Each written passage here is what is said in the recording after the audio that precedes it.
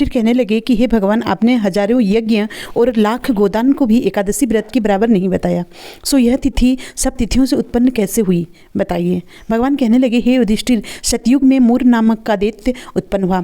वह बड़ा बलवान और भयानक था। भगवान कहने लगे, हे युधिष्ठिर, सतयुग में मूर नाम का दैत्य उत्पन्न हुआ। वह बड़ा बलवान और भयानक था।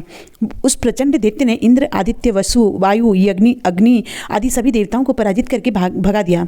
तब इंद्र सहित सभी देवता ने भयभीत होकर भगवान शिव से सारा वृत्तांत कहा और बोले, हे कैलाशपति, मूर दैत्य से भयभीत होकर सब देवता मृत्यु लोक में फिर रहे हैं। तब भगवान शिव ने कहा, हे देवताओं, तीनों लोकों के स्वामी, भक्तों को दुखों को नाश करने वाले भगवान विष्णु की शरण में जाओ। तब भगवान शिव ने कहा, हे देवताओं, तीनों लोकों के स्वामी, भक्तों के दुखों का नाश करने वाले भगवान विष्णु की शरण में जाओ, वही तुम्हारे दुखों को दूर कर सकते हैं। शिव जी के ऐसे वचन को सुनकर सभी देवता क्षीर सागर में पहुंचे। वहां भगवान को शयन करते देख हाथ जोड़कर उनकी स्तुति करने लगे कि हे देवताओं द्वारा स्तुति करने योग्य प्रभु, आपको बारंबार नमस्कार है। देवताओं की रक्षा करने वाले मधुसूदन, आपको नमस्कार है। आप हमारी रक्षा करें। दैत्यों से भयभीत होकर हम सबके आपकी शरण में आए हैं।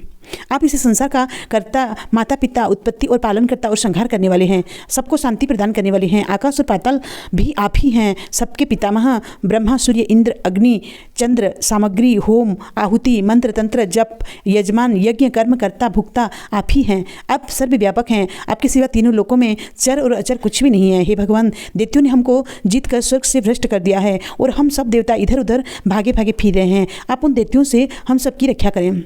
इंद्र के ऐसे वचन सुनकर भगवान विष्णु कहने लगे कि हे इंद्र, ऐसा मायावी दैत्य कौन है जिसने सब देवताओं को जीत लिया है? उसका नाम क्या है और उसमें कितना बल है और किसके आश्रय में है वह? उसका नाम क्या है, उसमें कितना बल है और किसके आश्रय में है तथा उसका स्थान कहाँ है? यह सब मुझसे कहो। भगवान के ऐसे वचन सुनकर इंद्र बोले, भगवान, प्राचीन समय में एक नाड़ी जंग नाम का राक्षस था। उसके महापराक्रमी और लोक विख्यात मूर नाम का एक पुत्र हुआ। उसकी चंद्रावती नाम की नगरी है। उसी ने सब देवताओं को साक्ष निकालकर वहाँ अपना अधिकार जमा लिया है। उसने इंद्र, अग्नि, वरुण, यम, वायु, इस चंद्रमा, नैऋत आदि सबके स्थान पर अधिकार कर लिया है। सूर्य बनकर स्वयं ही प्रकाश करता है, स्वयं ही मेघ बन बैठा है और उस सबसे अजय है वह। और हे असुर निकंदन, उस दुष्ट को मारकर सब देवताओं को आप अजय बनाइए। यह वचन सुनकर भगवान ने कहा, हे देवताओं, मैं शीघ्र ही उसका संहार करूंगा। तुम चंद्रावती नगरी जाओ। इस प्रकार कहकर भगवान सहित सभी देवता ने चंद्रावती नगर की ओर प्रस्थान किया। उस समय जब दैत्य मूर सेना सहित युद्ध भूमि में गरज रहा था, उसकी भयानक गर्जना सुनकर सभी देवता भय के मारे चारों दिशाओं में भागने लगे। जब स्वयं भगवान रणभूमि में आए तो दैत्य ने उन पर भी अस्त्र शस्त्र आयुध लेकर दौड़े। भगवान ने उन्हें सर्प के समान अपने बाणों से बीन डाला। बहुत दैत्य मारे गए, केवल मूर बचा रहा। यह अविचल भाव से भगवान के साथ युद्ध करता रहा। बहुत से दैत्य मारे गए, केवल मूर बचा रहा। वह अविचल भाव से भगवान के साथ युद्ध करता रहा। भगवान जो भी तीक्ष्ण बाण चलाते वह उसके लिए पुष्प सिद्ध होता।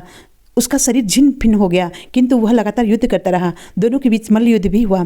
10,000 वर्ष तक उनका युद्ध चलता रहा, किंतु मूर नहीं मारा, ना हारा। थककर भगवान बद्रिकाश्रम चले गए। वहाँ हेमवती नाम का सुंदर गुफा थी। उसमें विश्राम करने के लिए भगवान उसके अंदर प्रवेश कर गए। यह गुफा 12 योजन लंबी थी और उसका एक ही द्वार था। विष्णु भगवान वहाँ योग निद्रा की गोद में सो गए। मूर भी पीछे पीछे आ गया और भगवान को सोया देखकर मारने को उद्यत हुआ। तभी भगवान के शरीर से उज्ज्वल कांतिमय रूपों वाली देवी प्रकट हुई। देवी ने राक्षस मूर को ललकारा, युद्ध किया और उसे तत्काल मौत के घाट उतार दिया। श्रीहरि जब योग निद्रा से की गोद से उठे तो सब बातों को जानकर उस देवी से कहा कि आपका जन्म एकादशी के दिन हुआ है, अतः आप उत्पन्ना एकादशी के नाम से पूजित होंगी। आपके भक्त वही होंगे जो मेरे भक्त हैं।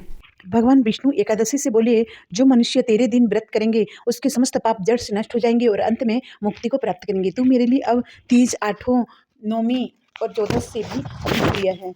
तेरा व्रत का फल सब तिथियों से महान होगा, यह मेरा कथन सत्य है। ऐसा कहकर भगवान उसी स्थान पर अंतर्ध्यान हो गए। एकादशी भी भगवान को उत्तम वचनों को सुनकर अत्यंत प्रसन्न हुई। भगवान बोले, हे अर्जुन, सब तीर्थों, दानों, व्रतों के फल से एकादशी का व्रत सर्वश्रेष्ठ है। मैं एकादशी का व्रत करने वाले मनुष्य के शत्रुओं को नष्ट कर देता हूँ। भगवान विष्णु एकादशी से बोले, मेरे और तेरे भक्त एक ही होंगे और अंत में प्रसिद्धि को प्राप्त होकर मेरे लोक को प्राप्त करेंगे। हे कन्या, तो एकादशी को पैदा हुई है इसलिए और उन्हें मोक्ष देता हूँ। उन मनुष्यों के विघ्नों को मैं स्वयं ही नष्ट कर देता हूँ। हे अर्जुन, यह मैंने तुमसे एकादशी की उत्पत्ति के बारे में बताया है। एकादशी व्रत समस्त पापों को नष्ट करने वाला और सिद्धि को देने वाला है। उत्तम मनुष्य को दोनों पक्षों की एकादशियों को समझना चाहिए और उनमें भेदभाव मानना उचित नहीं है। जो मनुष्य एकादशी महात्म्य को श्रवण और पठन करते हैं उनको अश्वमेध यज्ञ फल मिलता है।